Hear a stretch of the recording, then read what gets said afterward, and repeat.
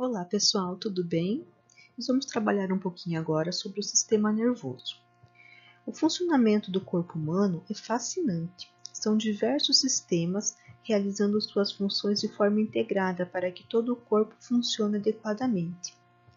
Mas, como todos esses sistemas são coordenados? O que coordena o movimento que fazemos com o nosso corpo? Vamos observar a imagem um pouquinho. Que sistema do corpo humano permite que os atletas da imagem controlem os movimentos e que coordena todo o corpo humano?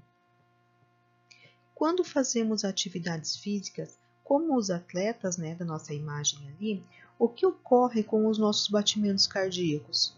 Quais sistemas você acha que controlam isso? Quando você vai para uma aula de educação física, em que você corre muito, o que acontece com o teu corpo? Ela está trabalhando da mesma forma de quando você está sentado na sua carteira? O que gera toda essa mudança? O que faz com que o teu coração trabalhe de uma forma diferente quando você está em movimento do que quando você está em repouso?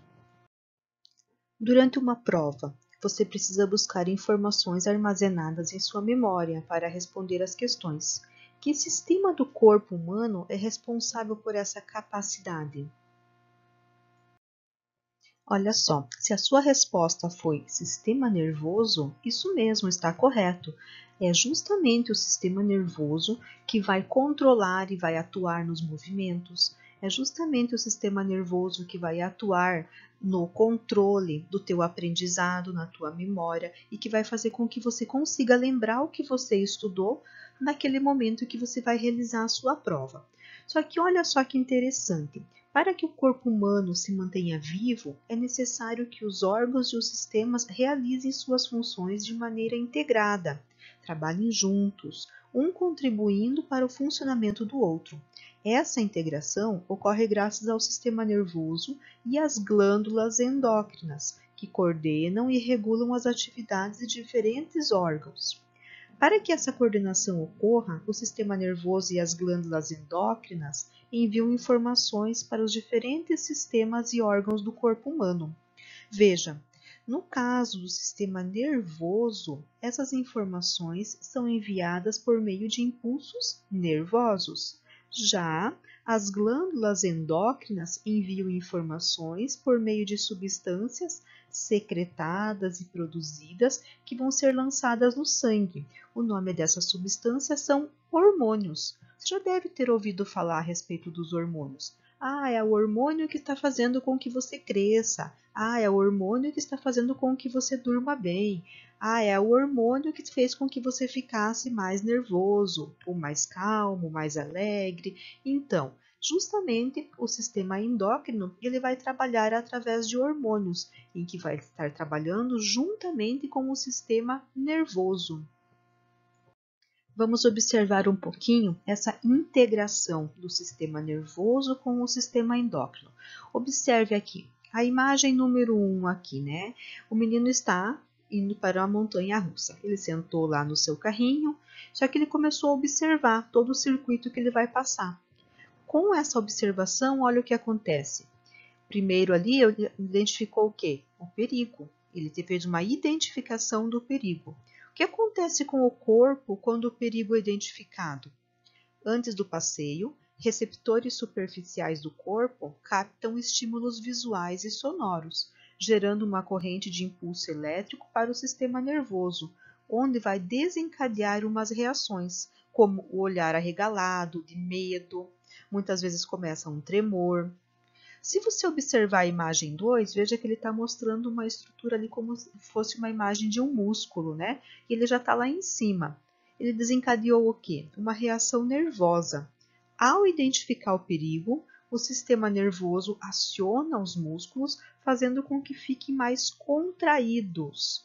E observa a 3. O que aconteceu a 3? A 3 foi uma ação dos hormônios, a ação do sistema endócrino também. Ao mesmo tempo, as glândulas suprarrenais, são glândulas que estão em cima dos nossos rins, por isso que elas são chamadas de suprarrenais, são estimuladas e secretam um hormônio chamado adrenalina. Com certeza você já ouviu falar desse hormônio alguma vez na sua vida, a adrenalina. Então, essas glândulas suprarrenais vão secretar o hormônio adrenalina no sangue. Com a secreção da adrenalina, as pupilas elas começam a se dilatar para tentar captar mais luz. Os brônquios, que são estruturas que ficam dentro dos pulmões, também se dilatam para conseguir captar mais oxigênio. Os batimentos cardíacos aumentam, fazendo com que o sangue comece a circular mais rápido. Ocorre também algo chamado de vasoconstrição, que é o quê? Que é o fechamento, que é a diminuição do calibre dos vasos sanguíneos na parte mais periférica, mais externa do corpo. Por isso que a pessoa, quando ela está com muito medo ou está assustada, ela fica tão pálida, tão branca. E com isso gera também o quê? Suor, tremor. Tudo isso é acionado através do hormônio adrenalina, em que ele foi acionado quando a pessoa percebeu que ela ia passar por um momento de perigo. Mas, se você observar na imagem 4 ali, já terminou a montanha-russa, está no finalzinho ali, e ele já conseguiu voltar ao normal. Tudo voltando ao normal, fim de passeio, esses estímulos vão diminuindo e vai fazendo com que todas as ações que o corpo tinha desencadeado voltem ao normal e o organismo interpreta como uma sensação de equilíbrio. Não tem mais perigo iminente, então ele volta para o equilíbrio. A transmissão dos impulsos nervosos é feita por meio de uma célula especializada. Essa célula que você está vendo aqui, que é o neurônio. Veja só, o neurônio é uma célula um pouco diferente das demais células que você conhece. Veja, ela tem um formato diferente, ela tem algumas ramificações, algumas pontas. O neurônio ele é formado por uma estrutura maior, mais gordinha, podemos dizer aqui, em que é chamada de corpo celular. O corpo celular é a região onde ficam as organelas da célula, inclusive o núcleo. Partindo do corpo celular, eu vou ter uma estrutura chamada dendrito. Os dendritos são prolongamentos curtos e bastante ramificados que partem do corpo celular. Os dendritos eles recebem a maioria dos impulsos nervosos que chegam aos neurônios. Então, o dendrito recebe a maioria dos impulsos nervosos que vão chegar até o neurônio.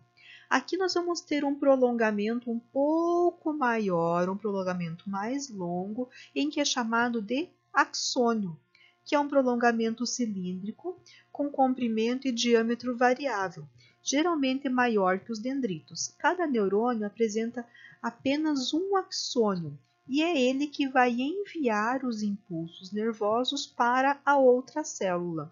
Então, a propagação dos impulsos nervosos acontece de um neurônio para outro, através dos dendritos, corpo celular, axônio e terminações do axônio. Ah, mas o que é a bainha de mielina? A bainha de mielina ela é composta por um extrato, chamado extrato mielínico. Ele vai compor a bainha de mielina. O material é formado por lipídios e proteínas que revestem o axônio. Seu papel é aumentar a velocidade de condução dos impulsos nervosos ao longo do axônio. A mensagem nervosa, o estímulo de um neurônio para outro, ele vai passar através da bainha de mielina. E isso acontece muito rápido. Quem faz com que haja esse impulso nervoso com bastante rapidez é justamente a bainha de mielina. Então, essa aqui é a nossa célula nervosa, é o neurônio, é a célula que vai formar o tecido nervoso, desculpa. Além dos neurônios, nós temos outro tipo de célula que vai formar o sistema nervoso. Ele é chamado de neuróglia, tá? Neuróglia ou células da glia. Mas o que são as células da glia? Eu costumo dizer que as células da glia ela tem um papel de mãe. Por quê? Porque as células da glia ela vai atuar sustentando, nutrindo, cuidando, protegendo dos neurônios. Então, ela vai atuar na sustentação, na alimentação e na proteção dos neurônios. células da glia, elas estão em um número muito maior do que o número de neurônios no sistema nervoso e também possuem um tamanho bem menor e atuam nessa sustentação dos neurônios. Olha só, aqui eu tenho a terminação de um neurônio e a terminação de outro neurônio. O que está acontecendo aqui nessa imagem é a propagação de um impulso nervoso. Na maioria dos casos, os neurônios ficam próximos uns dos outros, mas eles não se tocam. Os impulsos nervosos são transmitidos entre os axônios de um neurônio e o dendrito de outro, como nós vimos na imagem anterior. E por meio desse processo chama-se sinapse. Então, o processo em que está acontecendo a passagem de impulso nervoso de um neurônio para o outro é chamado de sinapse. Na sinapse, o neurônio libera substâncias denominadas neurotransmissores, as quais se ligam ao dendrito do neurônio seguinte. Como consequência da ligação do neurotransmissor, o segundo neurônio gera um impulso nervoso, o qual percorrerá seus dendritos, seu corpo celular e o seu axônio. Ao atingir o final do axônio, ocorrerá uma nova sinapse, e assim o impulso nervoso será transmitido de um neurônio ao outro sucessivamente. Então, para que ocorra essa propagação de um neurônio dos impulsos nervosos de um neurônio para o outro, vai acontecer a sinapse e a liberação de neurotransmissores. Olha nessa imagem ao lado aqui, para você compreender um pouquinho o que são esses neurotransmissores. Veja que eles acabam atuando em todos os sentidos na nossa vida. Eu tenho alguns exemplos apenas aqui. Por exemplo, quando eu tenho a dopamina, quando eu tenho a liberação do neurotransmissor dopamina, ele vai causar no meu corpo, na minha vida, um melhor ânimo, mais motivação. Quando eu tenho a liberação de serotonina, ele vai reduzir maus hábitos, aumenta a capacidade de decisão. A melatonina vai melhorar a qualidade do sono, por isso que é importante que você durma em um local escuro, não com luz acesa, para que esse hormônio melatonina possa ser liberado. A noradrenalina, ela vai reduzir o estresse, melhorar o foco, a capacidade de pensar. A ocitocina proporciona bons sentimentos, amor, conexão, confiança. A ocitocina, esse hormônio, ele é liberado quando a mamãe está alimentando o bebezinho. Aquele contato do filho com a mãe durante a amamentação é liberado a ocitocina, que é o hormônio do aconchego. GABA. GABA é um hormônio que vai reduzir a ansiedade e aumentar o relaxamento. Veja que aqui eu coloquei apenas alguns, temos muitos outros que trabalham na nossa vida, que são liberados pelo nosso sistema nervoso.